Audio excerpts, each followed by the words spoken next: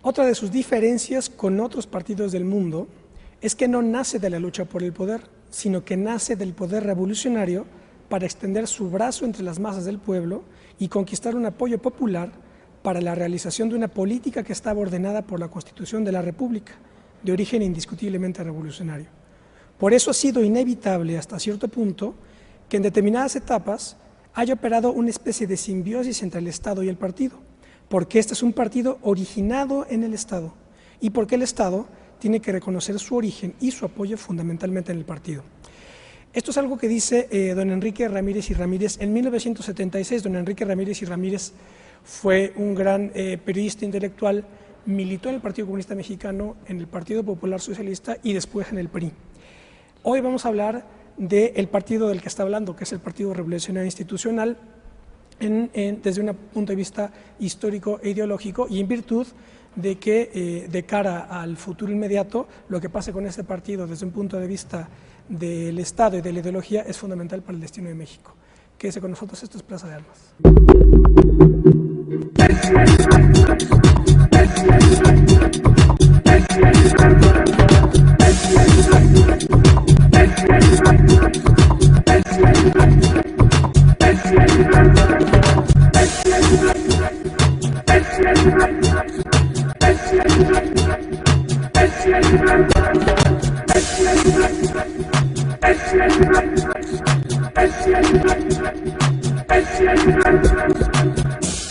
¿Qué tal? Bienvenidos a otro debate de Plaza de Armas aquí por Capital 21. Les recuerdo nuestro correo electrónico plazadearmas21@gmail.com y nuestra página propia www.plazadearmas.tv. Bueno, ya les digo, vamos a hablar hoy sobre el PRI, una de las formaciones ideológicas y políticas más complejas de la historia americana, y ya lo dice don Enrique Ramírez y Ramírez, del mundo. Es un fenómeno bastante complejo. Para la tertulia de hoy tengo el gusto de saludar a doña Socorro Díaz. Hola, doña Socorro. ¿Qué tal, Ismael? Muchas gracias por la invitación. Gracias por acompañarnos. También nos acompaña el licenciado Manuel Bartlett. Hola, don Manuel. Muchas gracias. Y nos acompaña también Rafael Morales, analista de la UASL. Gracias, Ismael. Muchas gracias por la invitación. Bueno, pues aquí me parece, para entrar ya en la charla, me parece fundamental, digamos, estos dos planos de análisis. El plano de la dialéctica de poder real, la dialéctica de poder real del Estado, y después la configuración ideológica que se conjuga y le da un sentido determinado histórico a esa dialéctica de poder. ¿Cómo podemos hacer un balance en 2010 de esta formación tan compleja que es el PRI? Que es un partido que nace, como lo dice, esto es fundamental, nace desde el poder y desde el Estado, para después moldear a la nación e imprimirle un curso histórico. ¿Qué podríamos decir? Sobre todo porque, por ejemplo, ahora vemos en los estatutos que el PRI hoy se declara como un partido socialdemócrata. Entonces, ¿qué podemos decir? Si les parece, puedo hacer un comentario. Yo pienso que para hablar del PRI hay que empezar por reconocer que es un partido de carácter histórico en México, o sea, que es un partido que tiene una influencia determinante en lo que fue el siglo XX mexicano y que es un partido efectivamente atípico. Maurice Duverger, el famoso politólogo francés, creo que fue de quienes en su momento, los estudiosos, que más se aproximaron a lo que fue el PRI, o sea, un frente amplio, una especie de frente amplio, una coalición, una alianza de fuerzas populares y gremiales, y también tenemos que decirlo con toda franqueza, de caciques, sobre todo de cacicazgos regionales, porque su antecesor, el PNR, se formó precisamente, se fundó en 1929, con el propósito de darle al país estabilidad y paz, porque está el país muy revuelto, unificar a los alrededor de 3,000 partidos locales que existían en ese momento, después de la fase armada, del momento revolucionario, y pienso yo amarrar, acotar de alguna forma a los caciques regionales. Entonces de esa alianza surge el PRI, y efectivamente en la época en que la Revolución Mexicana llega a su punto más alto, digamos, de transformaciones, de logros, que fue bajo el mandato del presidente Lázaro Cárdenas, es que se establecen condiciones de vinculación con los sectores más amplios de la población que le dan base de sustentación social muy importante al PRI a partir de una serie de transformaciones sustantivas, ¿no? Esa obra revolucionaria de Cárdenas, que habían empezado, por supuesto, los caudillos del norte, o sea, Calles y Obregón, con la obra de infraestructura que se hizo, etcétera, pero Cárdenas logra romperle la columna vertebral al latifundismo en México, ¿no? Y bueno, la nacionalización de los recursos energéticos, de recursos estratégicos para el desarrollo de la nación. Entonces, pienso que se da esta base de sustento social importante para el PRI.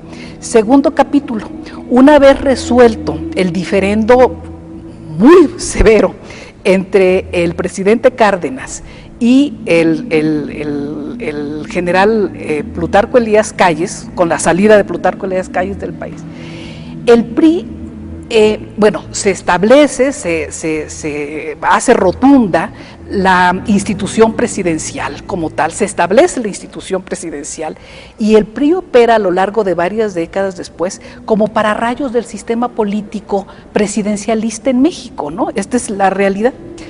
Dice usted, ¿cómo verlo a este partido histórico en la primera década del siglo XXI? Pues yo diría que lo ocurrido en el 2000, o sea, la pérdida del poder presidencial, trae transformaciones muy serias para el país y transformaciones muy serias para el PRI. Al perder la presidencia de la República, como un acto de sobrevivencia, digamos, de lógica de sobrevivencia política, el PRI traslada lo que Carpizo llama los poderes metaconstitucionales que tenía la presidencia de la República a los gobernadores de los estados. No, hace este traslado, sobre todo lo que tiene que ver con lo importante que es la política. Que es el enroque que se hizo cuando nace el PRI precisamente, ¿no? Articular esos poderes locales, ¿me equivoco? Así es. Y entonces del poder presidencial le traslada a los estados los poderes, sobre todo de designar sucesores. Y este hecho, yo me voy a quedar aquí en el comentario, si quieren lo retomamos luego, este hecho trae consecuencias muy serias para la vida política del país, para su desarrollo democrático e incluso para los contenidos, para la sustancia del Estado Nacional. A mí en lo particular me preocupa mucho el fortalecimiento de los cacicazgos regionales, porque los gobernadores tienden, por razones lógicas, a ver al país y al Estado mexicano pues desde el campanario de su parroquia, y de esa manera, viéndolo solo a partir de sus intereses regionales, se pueden cometer cuestiones tan serias, y nada más lo toco porque es un tema, por supuesto, que como mujer me agravia, el tema de la reforma en 18 congresos locales para penalizar, ¿no?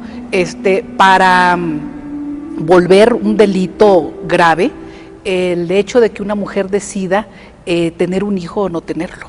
O sea, al penalizar el aborto, al criminalizar la libertad de conciencia de las mujeres, en la que participaron, por supuesto, los diputados y los gobernadores priistas y panistas en esta vertiente,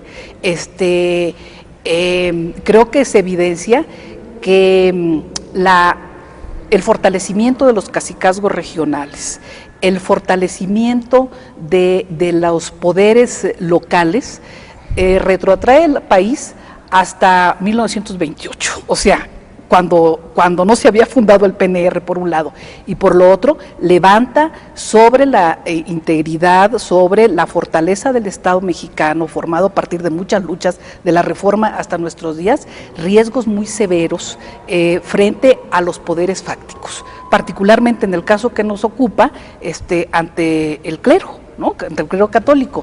Pero pues puede haber muchos otros casos que se levanten como una amenaza y como una preocupación. A mí me parece que este tema relacionado con el PRI que gobierna 18 entidades federativas, ¿no? Todavía, y no sabemos qué ocurra con Veracruz, Durango e Hidalgo, pero finalmente al día de hoy gobierna 18 entidades federativas, es un tema que hay que analizar pues con con prudencia, con moderación, con serenidad, pero sin cerrar los ojos ante riesgos que se están levantando, no solo para la vida democrática del país, sino para el presente y el futuro del Estado mexicano. Licenciado. Bueno, yo no me voy a remontar en la historia del partido, que lo ha hecho espléndidamente Socorro, sus grandes líderes, ¿no? En su construcción como estructura política, como partido. Para ir más a lo que, con lo que termina Socorro, doy por muy bueno todo lo que dice ella, que es una mujer muy brillante. Es decir, el PRI tuvo, vamos a decir siempre, con sus variantes, una línea ideológica y un compromiso social, ¿no? Porque su origen es revolucionario, aquí se dijo, ¿no? Sale del movimiento. Lo que unifica, además de la fuerza y el talento de Calles, a todos esos grupos sueltos, pues es una línea ideológica y es la que se va perfilando y conduciendo a este partido en su simbiosis con el poder político, ¿verdad? Lo va conduciendo. En el transcurso de la historia mundial también, las relaciones siempre difíciles con los Estados Unidos, ¿no? El mundo bipolar, el rompimiento, todo eso tiene que ver con él. Pero ha habido una línea ideológica que está ahí, que ha estado ahí y que sigue estando ahí en las bases del partido. Con algunos cambios o los cambios que se dieron en el mundo, el PRI, ¿verdad?, se va transformando por ese problema del dominio de arriba hacia abajo, ¿no? Y esa línea ideológica que fue lo que nos unía y lo que mantenía esa estructura en todos lados había, con sus altas y bajas, ¿se acuerdan del proceso pendular, no? Dentro de la Constitución a la izquierda o a la derecha sin decirlo, ahí el péndulo sexenal. El péndulo, con un marco que tenía sus límites, ¿no? Al menos formales. Entonces, ese principio que fue cambiando obviamente en el curso de los años, ese principio yo creo que se rompe y es lo que define al problema PRI hoy, porque es para mí un problema, como lo dice Socorro, es importantísimo en el país y tú también lo comentabas. El problema es que rompe el hilo ideológico. Cuando Salinas se suma abiertamente al neoliberalismo, entonces hay un cambio brutal. Hay quienes alegan, yo fui secretario de Gobernación con Miguel de la Madrid, que ahí empieza, bueno, aceptemos. El hecho es que México desde arriba, sin consulta alguna, se afilia a la posición neoliberal, con todos los principios absolutamente ortodoxos del neoliberalismo. El neoliberalismo, así entendido, es lo contrario de la Constitución de la República, lo contrario, y por tanto lo contrario de lo que unificaba a este partido. Entonces es un partido que tiene una ideología impuesta que no corresponde a sus principios.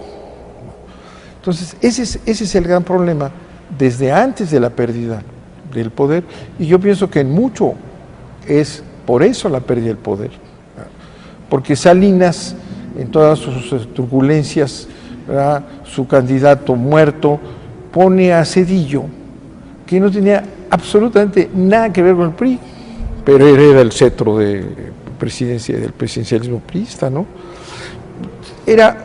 Y siempre fue un burócrata, tecnócrata, ajeno y además aborrecido, enemigo del PRI mentalmente. Me consta a mí, yo trabajé siendo gobernador con el presidente, odiaba al PRI, Zedillo. Entonces ahí empieza, y obviamente Zedillo profundiza la posición neoliberal, ¿verdad? Y luego perdemos la presidencia en un rejuego que hace una perversión el presidente, que se acuerda que decía que hay que gobernar lejos del PRI, ¿no? Como decía, la sana distancia del PRI, que con una gran falsedad e hipocresía utilizó al PRI como se le dio la gana. Esa estructura de obediencia, de línea, etcétera, ¿no? De respeto que se fue, al perderse arriba se va perdiendo abajo, toda una serie de principios. Pero la entrada de los tecnócratas neoliberales y el apoderamiento de la presidencia y del PRI, pues transforma el partido, ¿verdad? Y entonces resulta que el problema del PRI es que ¿qué es el PRI si nosotros atendemos a la cúpula? Yo conozco al PRI, Socorro también, en su base. El PRI sigue pensando en sus principios nacionalistas y de soberanía, en la base, ¿no? Pero no en la cúpula. Por ejemplo, ahorita Socorro tocaba un tema dolorosísimo, el que estén los congresos de los estados bajo mayorías priistas penalizando el aborto. Pues, ¿qué es eso, no? Pero hay una presidencia del partido responsable de eso. Entonces ahí tenemos ese rompimiento ideológico, ¿verdad?, que hace que lo mismo daba que ganara Juana que Chana. Mientras esa cúpula siga dominando al partido, apoderada del partido, ¿verdad?, porque al perder el poder se quedaron ahí. Si se pierde el poder, lo que ocurre siempre en cualquier sistema democrático, ¿no?, pierde un grupo político la elección, pues se van a su casa y se discute qué pasó y se abre un debate y se nombra otra dirección. No, todos los que están ahí estaban en la derrota del tercer lugar de Madrazo, todos. Madrazo se fue, ya lo echaron a un ladito, pero ellos se quedaron y se quedaron así, ¿verdad?, metidos por el movimiento y el dominio, esta partidocracia que controla los palomeos y quién va a las cámaras, ese grupito se quedó, ellos se palomearon, diputados y senadores, se quedaron con las cámaras y se quedaron con el PRI, y al quedarse con la cabeza del PRI se quedaron con el dinero. Bueno, este año Beatriz Paredes tiene cerca de 1,000 millones, y sin rendirle cuenta a nadie de ese dinero, y Beltrones y el otro, o será Emilio Gamboa o ahora Rojas, tienen el dinero de las cámaras. Entonces, ese control del palomeo, ¿verdad?, ellos deciden quién entra y quién no, y del dinero han creado una cúpula que no corresponde a los principios del partido. Entonces, el drama priista es ese. El drama priista es ese. Y entonces, dice bien Socorro que, bueno, pues los gobernadores se sirven como quieren, ¿verdad? Y ahí hay otro problema. Sí, los gobernadores de todos los partidos, de todos los partidos se imponen. Y se les imponen. Voy a decir por qué. Y tú me tocabas hace un momento, Morales, el tema del federalismo fiscal. Los gobiernos no tienen dinero. El dinero lo tiene la Secretaría de Hacienda. Iba a decir el presidente, pero no, la Secretaría de Hacienda. Entonces un gobernador está sometido a la dictadura del dinero. Entonces se arreglan, ¿verdad?, priistas o no priistas y panistas, se arreglan con el presidente, con el secretario de Hacienda, ¿verdad? Y entonces ese cacicazgo y ese predominio lo hacen de común acuerdo, porque es el secretario de Hacienda y el presidente en turno panista, el Fox, y ¿verdad?, empiezan a soltar el dinero que tienen para que los reconozcan. Y entonces estamos en un gobierno sin ideología, sin valores, una estructura que va desde la presidencia hasta el último lugar. Yo ahí lo dejo para que podamos seguir. Vamos a hacer un pequeño corte y ahora regresamos con la charla. Estamos hablando sobre el PRI.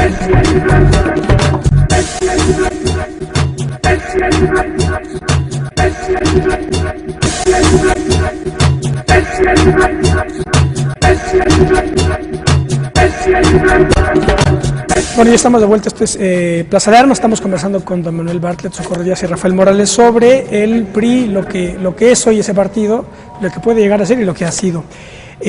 Rafael, no sé qué comentario quisieras hacer para también... Bien, agregar brevemente, ya la maestra Socorro y el licenciado Bartlett ya han hecho comentarios muy importantes respecto a lo que ha sido el desarrollo del PRI y algunos escenarios. Yo quisiera referirme en este caso a la rebelión de las bases priistas que se dieron en la famosa 15 Asamblea, si mal no recuerdo, a propósito justamente del proyecto de Carlos Salinas de desplazar al PRI y crear un partido personal, ¿no?, a través de las redes de solidaridad. Me parece que para bien o para mal el PRI en sus orígenes fue un instrumento de la modernización social, fue desde luego el gran agente conductor que permitió la formación del Estado en México en el siglo XX, y ahora el PRI se presenta en este escenario también como un instrumento, como un espacio para la recomposición no solamente de la clase política en el país, sino también precisamente para servir como un agente de la democratización del propio sistema, ¿no? Entonces, a mí me gustaría un poco discutir cuáles son, digamos, las fuentes que tiene el PRI para poder justamente reconfigurarse, ¿no?, de manera interna, y pensaba en la 15 Asamblea del PRI porque ha sido, sin lugar a dudas, como un evento donde realmente las bases se expresaron y se rebelaron ante lo que creían que era una instrumentalización por parte del poder presidencial. Con Salinas esto. Como reacción justamente a la política del presidente Carlos Salinas, que desplazó a las corporaciones, que desplazó, digamos, ese poder que tenían las corporaciones internamente, y que buscaba desde luego pues crear un partido que le permitiera digamos, permanecer en el poder de manera transaccional.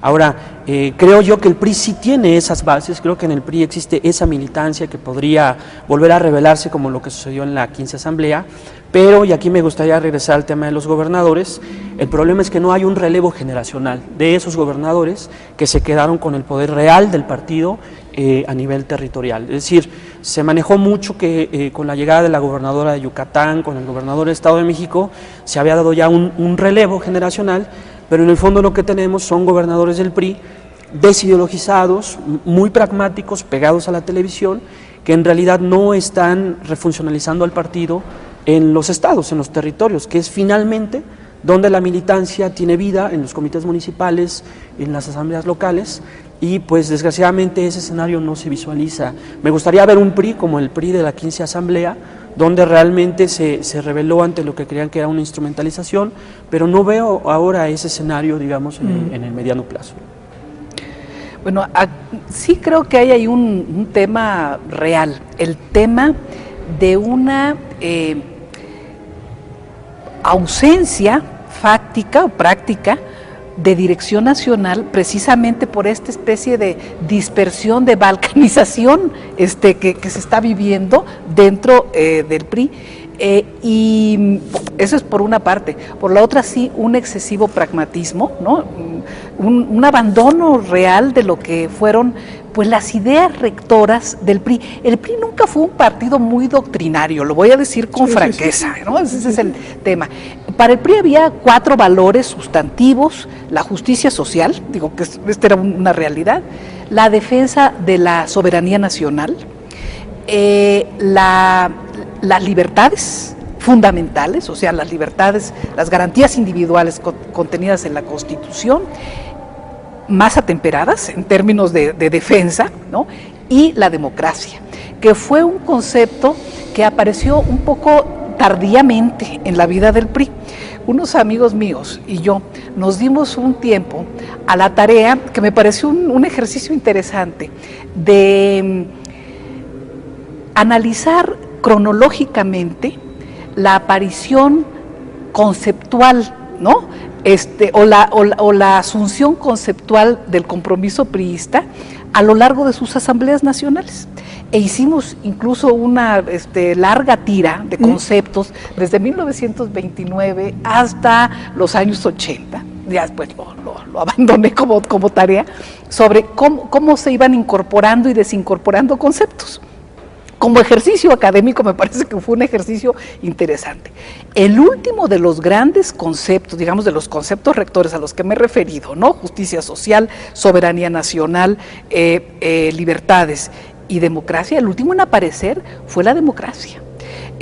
A mediados, creo que fue en una de las asambleas que le correspondieron al presidente López Mateos, ¿no? 1963, 64. Apenas aparece el concepto de democracia, o sea, un poco tardíamente.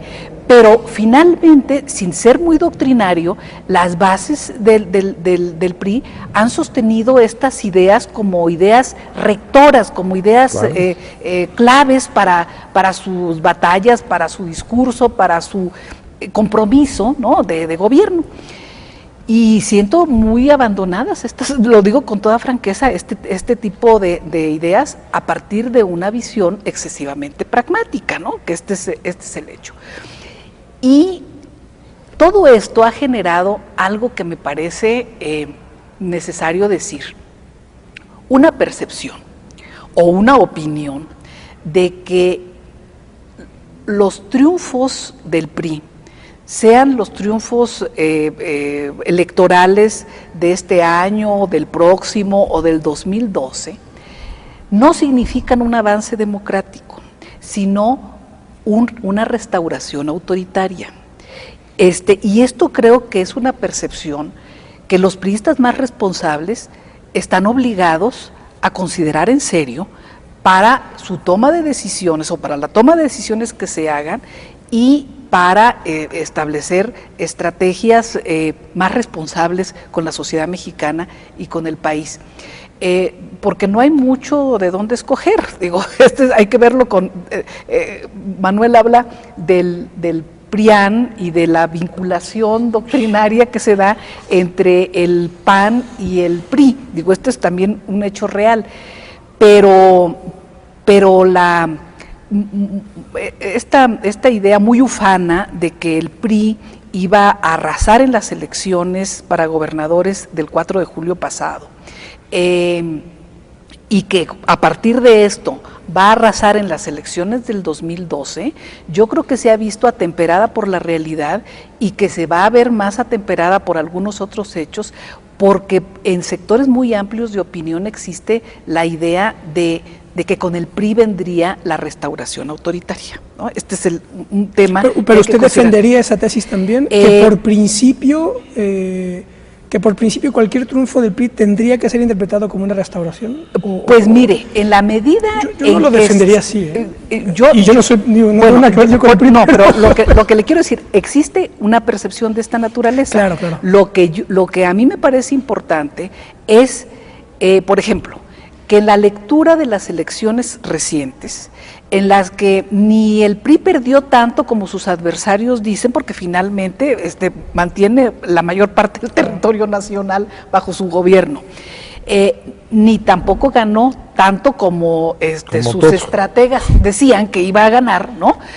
Sí, ciertamente no es lo mismo recuperar, pero es valioso, ¿no? Recuperar Tlaxcala, Aguascalientes y Zacatecas para el PRI, que perder en términos territoriales, en términos de población, Puebla, Oaxaca y Sinaloa. Digo, esto es una realidad, pero de todas maneras el PRI tiene la mayor parte del territorio.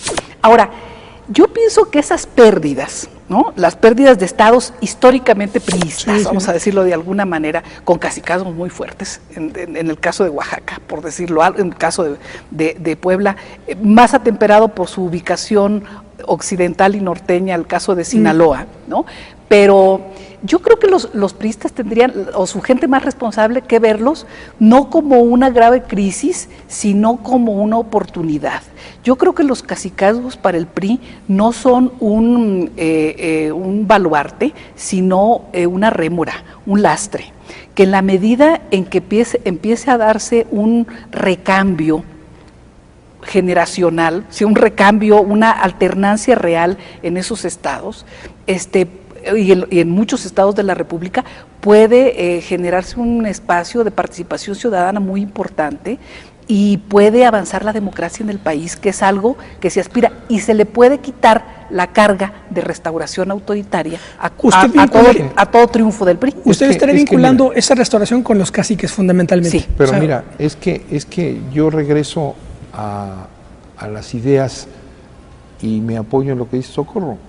hay ideas, fuerzas, ideas rectoras que están ahí y son esas, ¿no? Justicia social, soberanía, que son la creencia de la base priista, de millones. Bueno, esas están traicionadas. El problema es eso. Tú dices, va a ganar el PRI. ¿Para qué? ¿Y qué va a hacer? Si no se trata, la lucha política no se trata de que yo ya me senté y aquí estoy, no, sino el PRI tiene que ganar para recuperar al país, si va a ganar, ¿no? No para repetir el salino-cedillismo que es lo mismo Calderón que Fox, que todos ellos. Sí. Es lo mismo. ¿Verdad? Entonces lo que se necesita es recuperar al PRI para que estos valores son la esencia de una vida democrática en el país, porque la democracia no son las elecciones, la democracia es la democracia social, la democracia en términos generales, ¿no? Entonces, ese es el problema. El PRI debe sacudirse esa dirección que lo ha envilecido. Ese es el punto, para que sepamos para qué va a ganar el PRI, para recuperar la posición ideológica.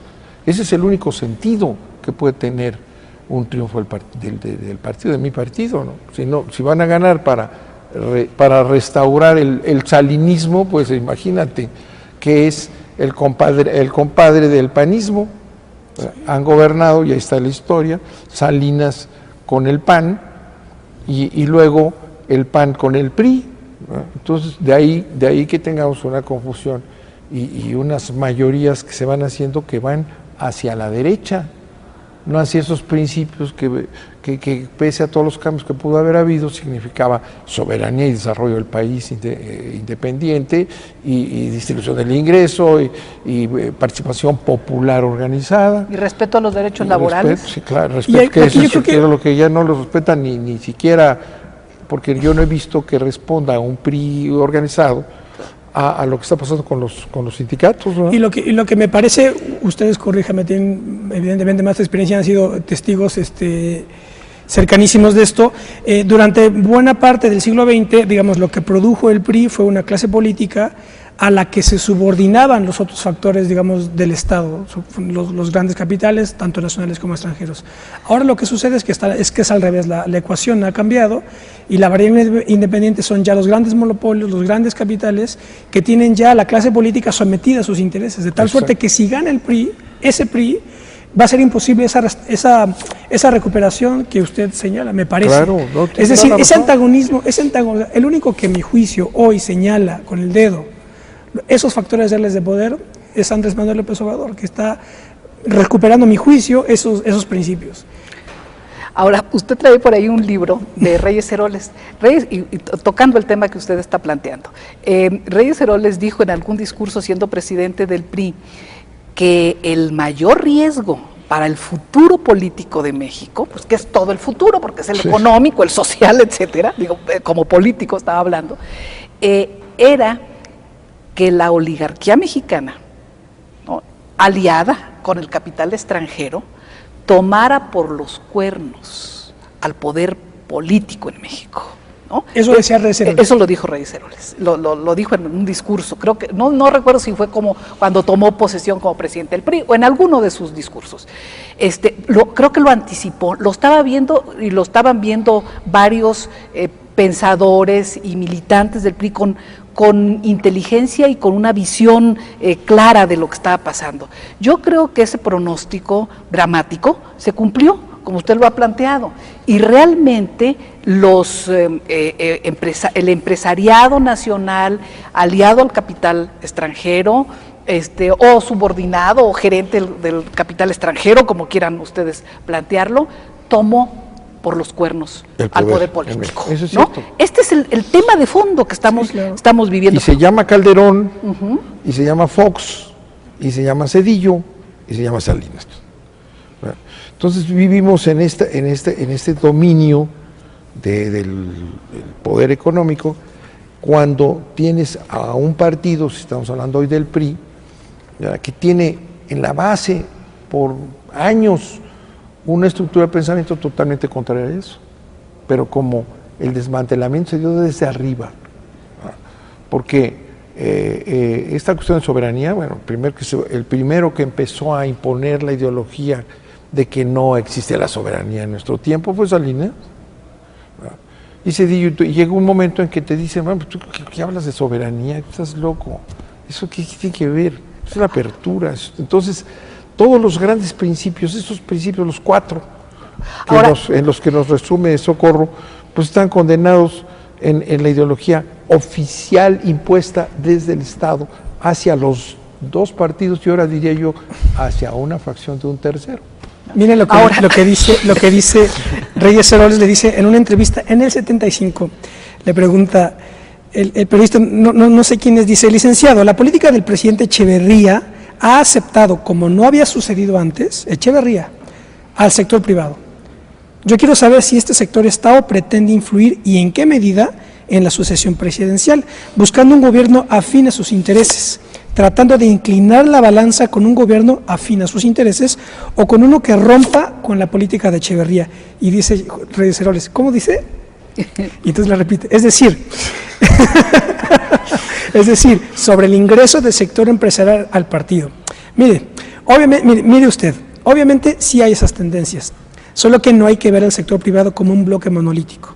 En el sector privado también tienen, y muy profundas, sus diferencias. 1975, todavía no se expropia la banca, porque no es lo mismo ser consumidor de acero y comprar el acero a determinado precio que ser productor de acero, porque muchos del sector privado se compiten entre sí. Si usted le pregunta al señor Espinosa Iglesias del Banco de Comercio qué opina el señor Legorreta del Banco Nacional de México, le va a hablar de errores y al revés.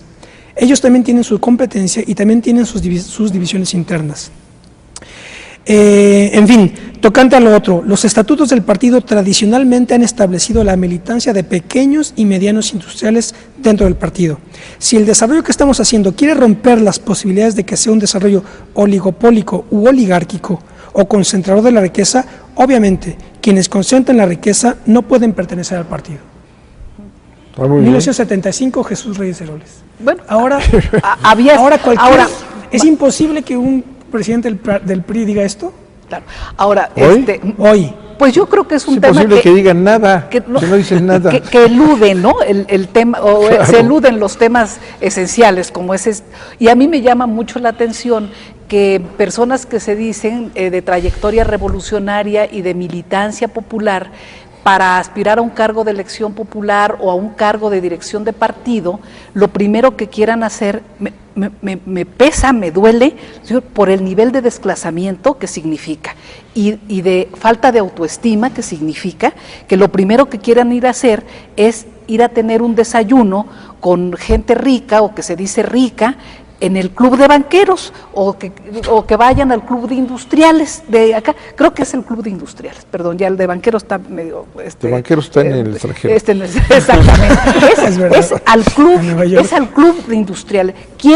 Si aspiran a dirigir un partido que se dice revolucionario, pasan a desayunar al club de industriales con un grupo de personas de dinero. Si quieren dirigir, aspirar a un cargo de elección popular, pasan al club de... Digo, me parece que es una confusión muy seria.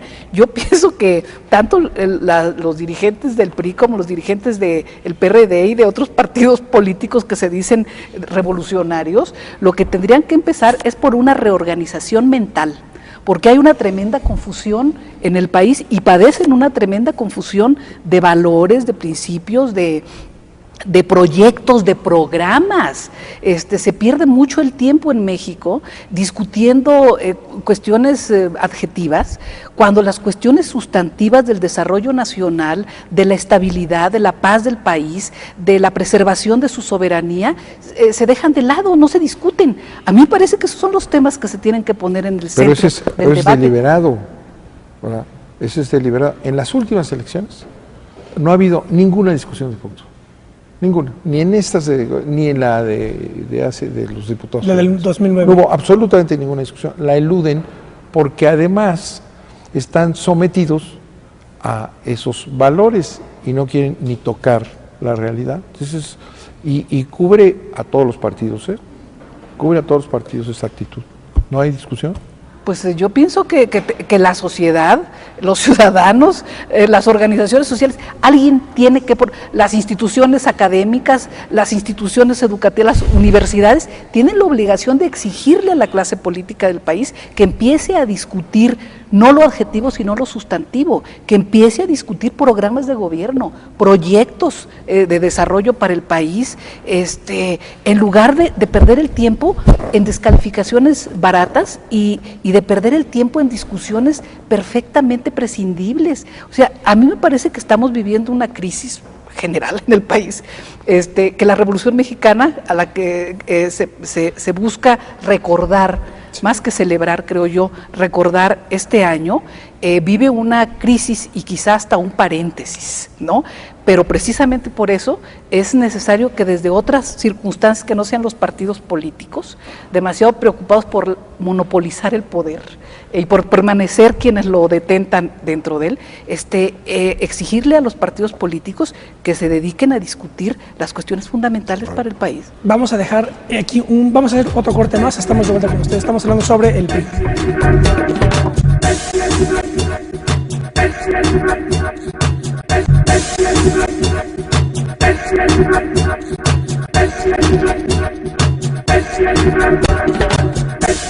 Bueno, ya estamos de vuelta, este es el último bloque de Plaza de Armas. Estamos conversando con don Manuel Bartlett, doña Socorro Díaz y Rafael Morales sobre lo que puede quedar del PRI, cuál puede ser el futuro. Recuerdo, hay una tesis de Antonio Gramsci que dice, la utilicé en el programa anterior, cuando hablamos con Rosalvina Garavito sobre el PRD. Gramsci dice: ninguna formación ideológica perece, muere, antes de haber expresado y agotado todo su contenido potencial.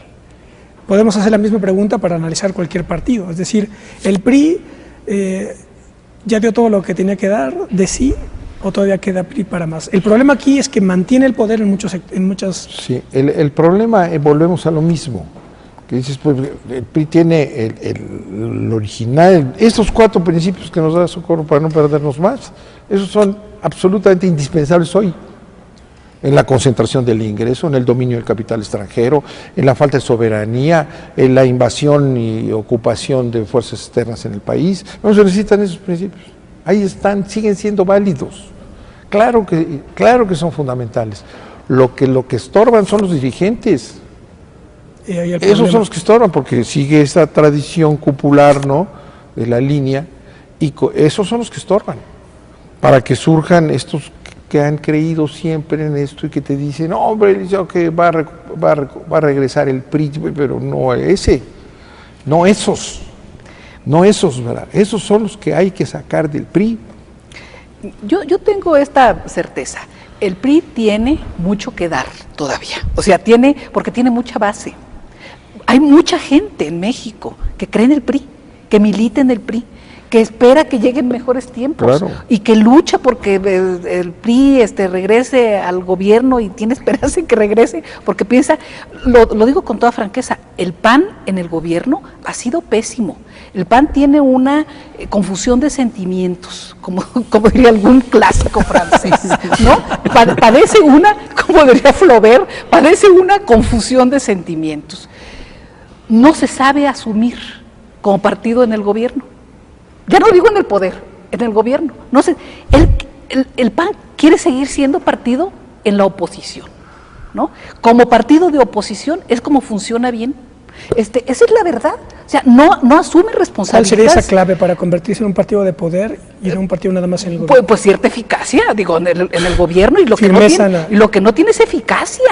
No, yo no hablo de mano dura ni de nada por el estilo. Yo creo que hay excesos. Yo creo en los gobiernos que gobiernan con la ley en la mano. No, ese es el tema, y siempre me pronunciaré en ese sentido, y con respeto a las libertades fundamentales y al programa constitucional, siempre me pronunciaré en ese sentido, pero sí creo en los gobiernos eficaces, en los gobiernos que tengan una experiencia básica en la administración, que tengan una experiencia básica en el trato con la gente, en las tareas de gobierno propiamente. Entonces, si bien Manuel pone en la misma bolsa a los 2 últimos expresidentes priistas y a los 2 primeros presidentes, un expresidente y el presidente panista de ahora, Yo sí hago una diferencia, lo digo con toda sinceridad. Con Fox se inaugura el gobierno de México Sociedad Anónima y lo dijo abiertamente. Dijo, este es un gobierno de empresarios, porque llegó al gobierno el empresariado y nombró como secretarios de Estado a prominentes hombres de empresa, ¿no? Que venían de sus empresas. Y claro, pues se confunde con mucha facilidad la chequera personal con la chequera pública, ¿no? Este es un tema.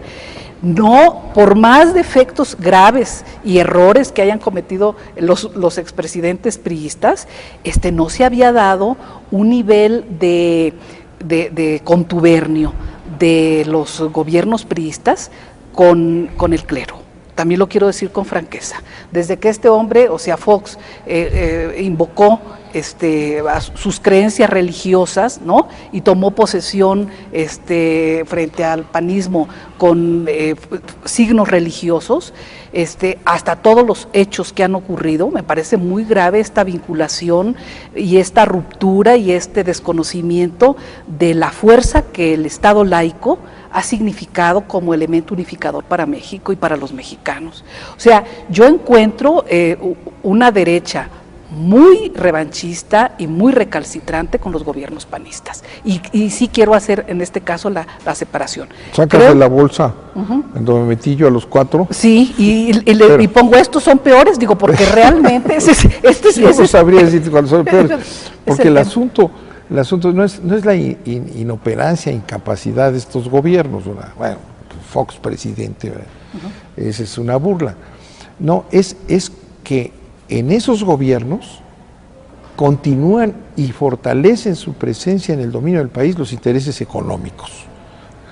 Muy tontos, muy incapaces, pero sigue avanzando, porque eso es lo importante. Entonces el poder, la entrega del poder a los sectores económicos. Sí, efectivamente. Y es lo que estuvo subordinado, digamos, a la ecuación del PRI nacionalista. El PRI tenía, vamos a decir, dentro de todos estos que decíamos péndulos y pendulares y lo que sea, y corrupciones enormes, ¿verdad? Había estas líneas. Y había siempre con todo y que estaba empresarios metidos adentro del gobierno como Hank, ¿verdad? Un gran representante de esta pérdida del priismo, pero había un equilibrio, ¿no? Es decir, mantener el equilibrio. A ver, el empresariado sí, pero ¿sabes qué tienes enfrente de estos otros intereses? Entonces vamos a ir equilibrando. No hay equilibrio ya. Los sectores económicos dominan el país a través de cúpulas que no son ni siquiera los partidos, porque yo no acepto que el PRI sea eso. Sí, claro. Es la cúpula. Como muchos panistas todavía dicen que eso no es lo que ellos eran. O como algunos periodistas por ahí cuyo nombre no quiero mencionar, ¿verdad? Pues también están en el mismo juego. Hay una posibilidad de que el PRI se reconfigure por los resultados de las alianzas y que habíamos comentado hace un rato. En realidad la oposición no gana como tal Sinaloa, no gana como tal Puebla. Hay una oportunidad para que el PRI se refuncionalice. La oportunidad del Estado de México creo que podría ser un acicate para la base priista, ¿no? En la medida en que exista la posibilidad de que Peña Nieto no pueda, digamos, imponer a su candidato, creo que podría ser una estupenda oportunidad para que ese PRI que todavía pervive pueda reorganizarse y pueda justamente recuperar esos principios que aquí se han planteado, ¿no? ¿Pero es posible que eso pase en el Estado de México? Yo creo que es altamente posible. Ahora, creo que sería un buen acicate para la militancia del PRI. Yo no podría asumir el típico discurso del análisis post-mortem del PRI. Al final se requiere el PRI, creo que hay un PRI para muchos años, y yo pensaría que entre tener o no tener un PRI, prefería tener un PRI que fuera capaz nuevamente de involucrarse en la modernización de las instituciones políticas del Estado, ¿no? Es una pena pues que esa corriente no sea la que en este momento dirija al partido, ¿no? Claro, mejor un PRI a nuevas alianzas o partidos verdes que son nada, ¿no? Sí, porque partimos del hecho de que hay una ideología histórica en este país, porque nosotros en el PRI donde nos formamos, siempre hablábamos de la independencia, la reforma, la revolución, que es una línea continuada, ¿no? De luchas sociales y ideológicas desde Morelos en adelante, ¿no? Es decir, ese es nuestro patrimonio, ¿no? Los sentimientos de la nación de Morelos, es decir, modular la indigencia y la opulencia. Bueno, esos principios de entonces son válidos hoy. Y eran de esa organización priista con todos sus efectos que ha sido traicionada desde arriba, traicionada.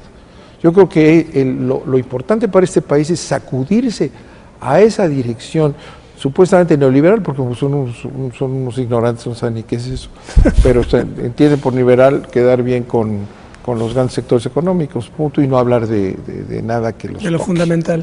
Sí, no cobrarles impuestos, sí. Dejar que el pago de impuestos lo haga la gente más pobre de México, ¿no? En fin, destruir instituciones sociales, en fin, este es el tema. Yo concluiría diciendo, en mi caso, que hay mucho que hacer por el camino de la Revolución Mexicana, que vive hoy no solo una crisis, sino un paréntesis, pero que la Revolución Mexicana en sus etapas, quizá va a necesitar una cuarta etapa, la Revolución Mexicana sigue siendo un camino que el pueblo de México quiere recorrer, porque seguirá viva mientras haya tantos pobres, mientras haya tanta falta de libertades, mientras la gente no participe, las grandes mayorías no participen en las decisiones políticas y de dirección nacional fundamentales. Entonces, creo que la Revolución Mexicana tiene mucho camino por andar y que la gente, a través de las más diversas formaciones políticas, quiere recuperar la vitalidad y los principios, estas ideas centrales que hablábamos, justicia social, soberanía, libertades y democracia, para seguir su camino de desarrollo. Muy bien, bueno, pues se nos fue el tiempo. Un comentario final, Rafael, por favor. No, bueno, yo solamente recuperaría un poco lo que ya se ha planteado aquí. Me parece ser que la dirigencia actual del PRI es una dirigencia que solo ha buscado acomodarse a la nueva circunstancia, que ha tenido un discurso opositor, pero muy contradictorio, porque en realidad se ha venido asociando con el gobierno. Entonces realmente resulta un discurso esquizofrénico criticar al socio con el cual pues compartes decisiones, y al final de cuentas creo que la propia militancia no tiene una lectura clara de qué es el PRI, hacia dónde va el PRI y por qué critica al grupo en el poder con el cual viene tomando decisiones desde 1992, 94, ¿no? Muy bien. Muy bien, bueno, pues les agradezco muchísimo, don Manuel, doña Socorro, Rafael. Gracias. Muchas gracias. Y bueno, pues esto fue más o menos una crítica y un balance de lo que ha sido el PRI y lo que puede ser de ese partido, que objetivamente es fundamental en el resto del país y por tanto tendrá que seguir siéndolo en el futuro, a ver qué sucede con él. Nos vemos la próxima. Hasta pronto.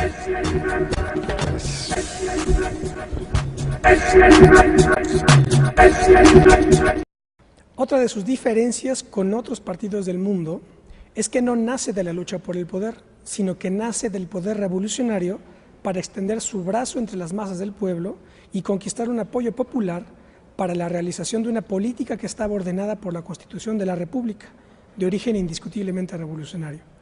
Por eso ha sido inevitable hasta cierto punto que en determinadas etapas haya operado una especie de simbiosis entre el Estado y el partido, porque este es un partido originado en el Estado y porque el Estado tiene que reconocer su origen y su apoyo fundamentalmente en el partido. Esto es algo que dice don Enrique Ramírez y Ramírez en 1976. Don Enrique Ramírez y Ramírez fue un gran periodista intelectual, militó en el Partido Comunista Mexicano, en el Partido Popular Socialista y después en el PRI. Hoy vamos a hablar del partido del que está hablando, que es el Partido Revolucionario Institucional, desde un punto de vista histórico e ideológico, y en virtud de que de cara al futuro inmediato lo que pase con este partido desde un punto de vista del Estado y de la ideología es fundamental para el destino de México. Quédese con nosotros, esto es Plaza de Armas.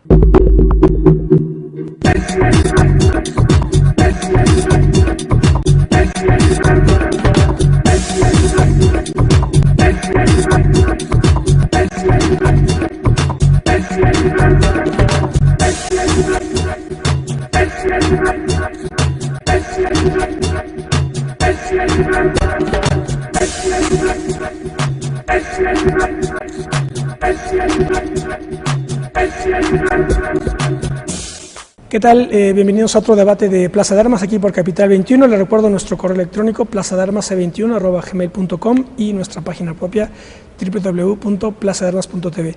Bueno, ya les digo, vamos a hablar hoy sobre el PRI, una de las formaciones ideológicas y políticas más complejas de la historia americana, y ya lo dice don Enrique Ramírez y Ramírez, del mundo. Es un fenómeno bastante complejo. Para la tertulia de hoy tengo el gusto de saludar a doña Socorro Díaz. Hola, doña Socorro. ¿Qué tal, Ismael? Muchas gracias por la invitación. Gracias por acompañarnos. También nos acompaña el licenciado Manuel Bartlett. Hola, don ¿Qué tal? Manuel. Muchas gracias. Y nos acompaña también Rafael Morales, analista de la UASM. Gracias, Ismael. Muchas gracias por la invitación. Bueno, pues aquí me parece, para entrar ya en la charla, me parece fundamental, digamos, estos dos planos de análisis. El plano de la dialéctica de poder real, la dialéctica de poder real del Estado, y después la configuración ideológica que se conjuga y le da un sentido determinado histórico a esa dialéctica de poder. ¿Cómo podemos hacer un balance en 2010 de esta formación tan compleja que es el PRI? Que es un partido que nace, como lo dice, esto es fundamental, nace desde el poder y desde el Estado, para después moldear a la nación e imprimirle un curso histórico. ¿Qué podríamos decir? Sobre todo porque, por ejemplo, ahora vemos en los estatutos que el PRI hoy se declara como un partido socialdemócrata. Entonces, ¿qué podemos decir? Si les parece, puedo hacer un comentario. Yo pienso que para hablar del PRI hay que empezar por reconocer que es un partido de carácter histórico en México, o sea, que es un partido que tiene una influencia determinante en lo que fue el siglo XX mexicano y que es un partido efectivamente atípico. Maurice Duverger, el famoso politólogo francés, creo que fue de quienes en su momento, los estudiosos, que más se aproximaron a lo que fue el PRI, o sea, una especie de frente amplio, una coalición, una alianza de fuerzas populares y gremiales, y también tenemos que decirlo con toda franqueza, de caciques, sobre todo de cacicazgos regionales, porque su antecesor, el PNR, se formó precisamente, se fundó para volver un delito grave el hecho de que una mujer decida tener un hijo o no tenerlo. O sea, al penalizar el aborto, al criminalizar la libertad de conciencia de las mujeres, en la que participaron, por supuesto, los diputados y los gobernadores priistas y panistas en esta vertiente, creo que se evidencia que el fortalecimiento de los cacicazgos regionales, el fortalecimiento de los poderes locales, retrotrae al país hasta 1928, o sea, cuando no se había fundado el PNR por un lado, y por lo otro levanta sobre la integridad, sobre la fortaleza del Estado mexicano, formado a partir de muchas luchas de la reforma hasta nuestros días, riesgos muy severos frente a los poderes fácticos, particularmente en el caso que nos ocupa ante el clero, ¿no? Ante el clero católico. Pero pues puede haber muchos otros casos que se levanten como una amenaza y como una preocupación. A mí me parece que este tema relacionado con el PRI, que gobierna 18 entidades federativas, ¿no?